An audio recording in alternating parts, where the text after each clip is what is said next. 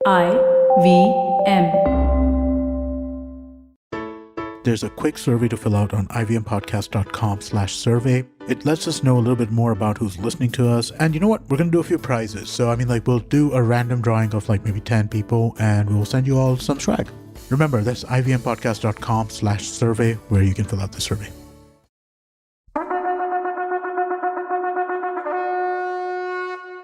வணக்கங்க, நான் கவிதா பேசுறேன். இது ஐவிஎம் வழங்கும் கதை பாட்காஸ்டின் வென்வேல் சென்னி எபிசோட் நம்பர் 15. இந்த எபிசோடோட டைட்டில் அவள் இறந்தே ஆக வேண்டும். நித்திலவல்லி நன்மகள் மட்டும் இல்லைன்னா அவ கற்புக்கரசியும் தான்னு சொன்னா செல்வி. அவ அண்ணனும் அப்பாவும் கண்ணை உயர்த்தி அவளை வியப்ப பார்த்தாங்க. நான் ரொம்ப மிகைப்படுத்திலாம் சொல்லல அப்படின்னா அவங்க ஆச்சரியப்படுறத பார்த்துட்டு, அப்போ அவ அண்ணன் செல்வி, அவ கணிகை, அவளையா கற்புடையவன்னு சொல்ற அப்படின்னு திரும்பி கேட்டான். ஆமாண்ணா அப்படின்னா செல்வி. அவ பல பேரோட காதல் செய்யறவ, அவளை எப்படி கற்புக்கரசின்னு சொல்ற அப்படின்னு கேட்டாரு அகுதை. செல்வி அவ அப்பாவை பார்த்து, அப்பா நான் சொல்றது உங்களுக்கு புரியுதா அப்படின்னு கேட்டா.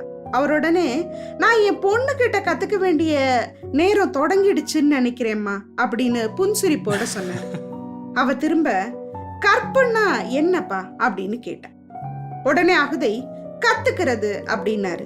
யார்கிட்ட இருந்து அப்படின்னு கேள்வி வந்தது அவகிட்ட இருந்து. அப்போ அவர் கொஞ்சம் கண்ணை மூடி யோசிச்சாரு. அதாவது அவங்க மூத்தவங்க கிட்ட இருந்து அப்படின்னு பதில் சொன்னாரு அகுதை. மூத்தவங்கன்னா அப்படின்னு கேட்டா செல்வி.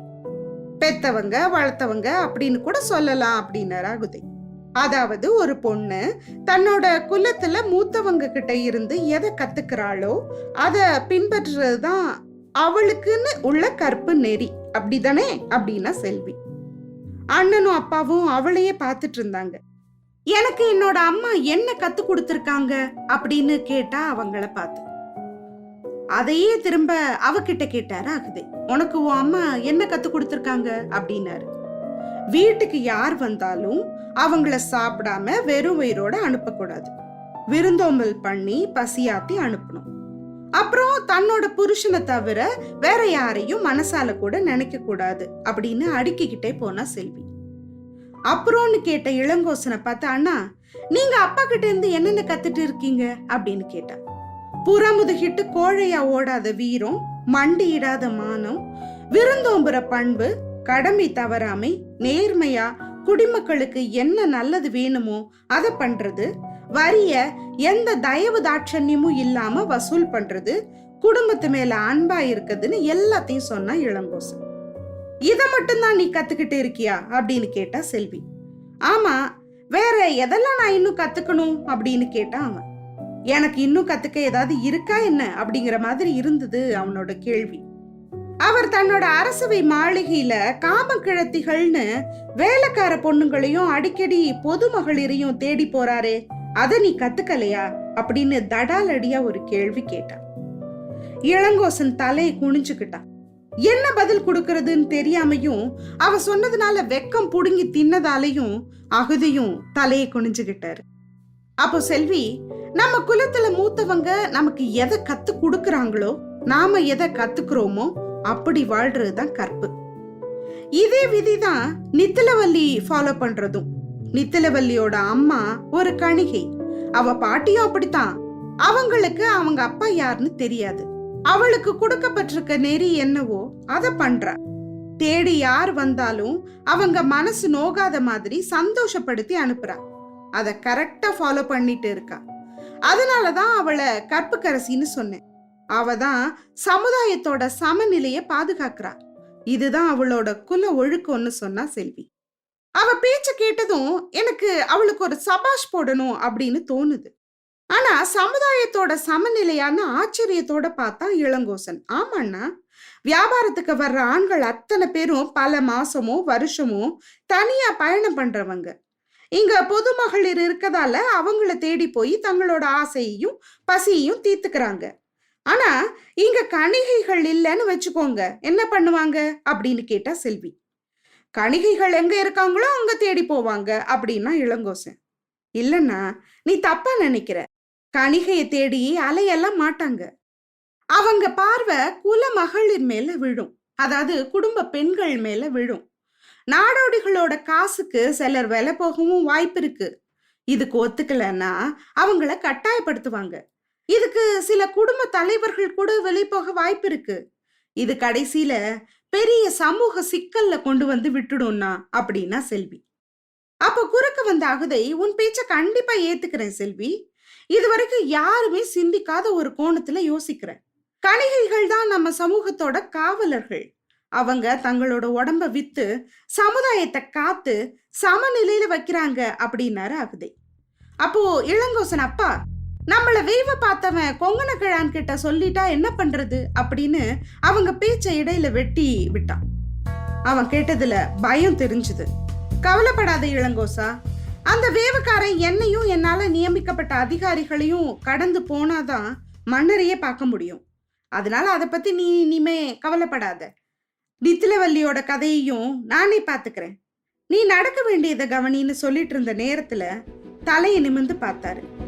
அப்போ ஒருத்தன் அவருக்கு முன்னாடி கொஞ்சம் தூரத்துல நின்றுட்டு இருந்தவனை பார்த்ததுமே அவன் யாரு அப்படின்னு இளங்கோசனுக்கு தெரிஞ்சிடுச்சு. எப்போல இருந்து இங்க நீ நிக்கிற அப்படின்னு அதிகாரத்தோட கேட்டாரு அகுதை. நின்னவங்கிட்ட இருந்து கொஞ்சம் முன்னாடிதான் வந்தேன் அப்படின்னு பதில் வந்துச்சு. யார் நீ அப்படின்னாரு அகுதை. நான் தேரதரன், உங்களுக்கு மெய்காவல் தலைவனா என்ன நியமிச்சிருக்காங்க. நீங்க ஏதோ முக்கியமான விஷயத்த பத்தி பேசிட்டு இருக்கீங்கன்னு நினைச்சு உங்க பேச்சு குரல் விழாத தொலைவுல நின்னுக்கிட்டேன்னு சத்தம் போட்டு சொன்னபடியே முதிரைமலை கோமான் கொடுத்த முத்திரை கங்கணத்தை எடுத்துக்கிட்டு சரின்னு சொன்ன அகுதை அவர் வச்சிருந்த ஓலை, அப்புறம் ருத்ரதாமன் கொடுத்த தங்க காசு எல்லாத்தையும் தேரதரன் கிட்ட கொடுத்து, என் பொண்ணு வழிகாட்டுவா, இதை உள்ள வச்சுட்டு சாப்பிட்ட பின்னாடி என்னை வந்து பாரு அப்படின்னாரு. உங்க உத்தரவுன்னு சொல்லிட்டு அவர் கொடுத்த எல்லாத்தையும் வாங்கிக்கிட்டு முன்னாடி போன செல்வியை ஃபாலோ பண்ணி போனான். செல்வி ஒரு ரூமை காட்ட அதுக்குள்ள போய் அத்தனையும் வச்சுட்டு திரும்பி வந்தான். அவங்கிட்ட அவ பகுபாஷாக்கிய காரியே யுக்தவா பிரதம தினே எவ கிருஹேக பிரவிஷ்டவான் காலு அப்படின்னா. தேரதரன் திருன்னு முழிச்சான். அவன் முகம் போன போக்க பார்த்த செல்வி, நீங்க தான் பல மொழி கத்துக்கிட்டவராச்சே, நான் பேசுற வேத மொழி உங்களுக்கு புரியலையா அப்படின்னு கொஞ்சம் கிண்டலாவே கேட்டா. தேரதரனோட உடம்பு நடுங்கிடுச்சு. ஆனாலும் அதை வெளிக்காட்டாம, தேவி, என்னோட அப்பாவுக்கு பெரிய கனவு இருந்தது. அதாவது நான் பெரிய பெரிய பதவியில இருக்கணும்னு அவர் ஆசைப்பட்டாரு. அவர் கோட்டை காவலனா இருந்தே உயிரை விட்டவர். நான் முன்னேற கிடைச்ச வாய்ப்பை நல்லா பயன்படுத்திக்கிட்டேன். அகுதைக்கு பக்கத்துல போனவன் அவர்கிட்ட கொடுத்து அவருக்கு பணிஞ்சு மரியாதை கொடுத்தான். எனக்கு பல மொழியெல்லாம் தெரியாதுன்னு கடகடன்னு உண்மையை சொல்லிட்டான். அப்புறம் எப்படி நேத்து சாயந்தரம் மகத கைதிகள் கிட்ட பேசுன அப்படின்னு கேட்டா செல்வி. அதுக்கு தேரதரன், தேவி, அவங்க அத்தனை எழுத்துக்கு பின்னாடியும் இக்கு சேர்த்து பேசினாங்க. அவங்கள ஃபாலோ பண்ணி நானும் அப்புறம் உயிர்மை எழுத்துக்களை தொடர்ந்து இக்கு சேர்த்து பேசி அத்தனை பேரையும் ஏமாத்திட்டேன்னா அவன். சரி, ஆனா அவ கேட்ட கேள்வியிலேயே அவளை அறியாம பதில் வச்சிருந்த செல்வி அதை கேட்டதும் அதையே புடிச்சுக்கிட்ட தேரதரன், அவங்க சொன்னதுல எனக்கு புரிஞ்ச ஒரே சொல் மகதோங்கிறது தான்.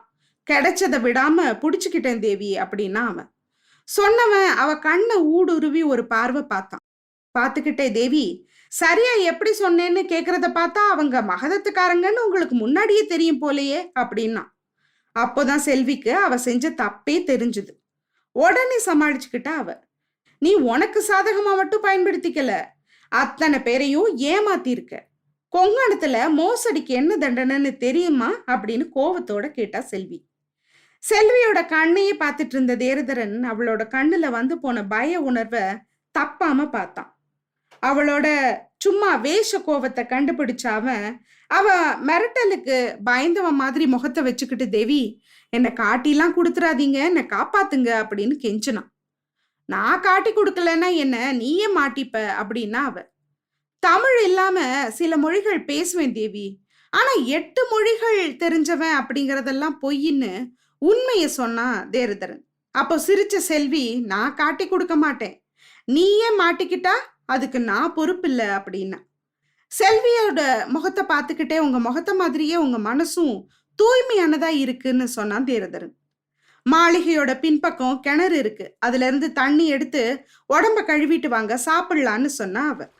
சொன்னவ தேரதரனை திரும்பி கூட பார்க்காம அங்கிருந்து கிளம்பினான். கிணத்து பக்கம் போனவன் உடம்ப கழுவிட்டு வந்தான். சாப்பாடும் பழமும் வாழை இலையில பரிமாறி தயாரா இருந்தது.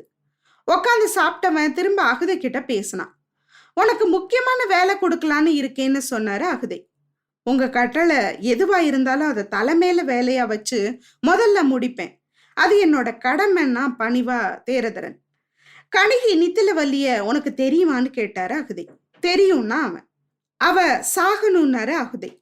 உங்க உத்தரவு அப்படின்னா தேரதரன். இது கமுக்கமா ரகசியமா நிறைவேற்றப்பட வேண்டிய வேலை. எந்த நேரத்திலையும் நாம 2 பேரும் இதுல சம்பந்தப்பட்டிருக்கோம்னு யாருக்கும் தெரியவே கூடாதுன்னு சொன்னாரு Akuthai.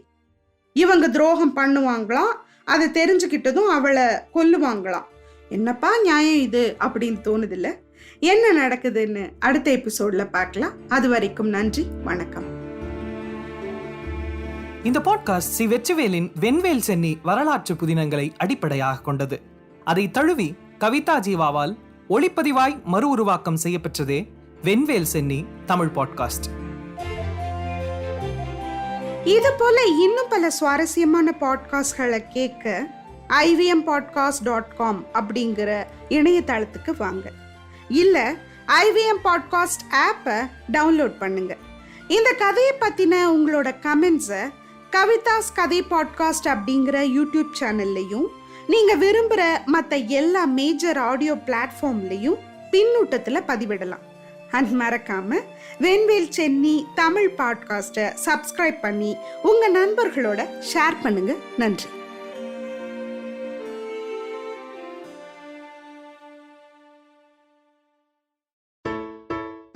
Hey everybody, it's been another great week on the IVM Podcast Network.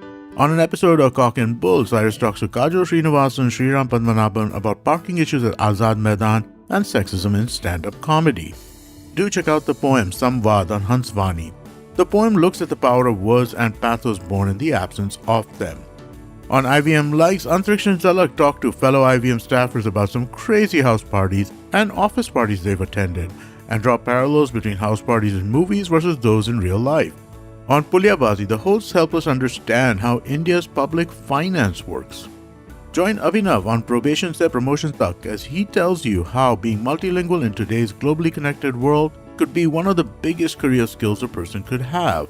Do follow us on social media. We're IVM Podcast on Twitter, Facebook, Instagram, and LinkedIn. And remember, if you enjoyed this show or any of our shows for that matter, please do tell a friend. Word of mouth really does help us.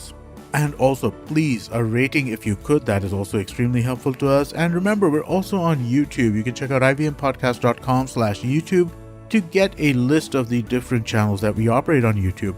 And finally, we'd like to thank our sponsors this week, SBI Life Insurance, Bank of Baroda, India Water Portal, and Max Life Insurance. Thank you so much for making this possible. Working Monday to Friday glued to your chair making you feel dull? Worry not. Get your 5-minute weekly dose of travel around the world with postcards from nowhere. Join me every Thursday as I explore the strange, obscure, and fascinating parts of the world and bring out facets of travel you may not have thought of before. You can find us on the IVM Podcast app, website, or wherever you get your podcast from.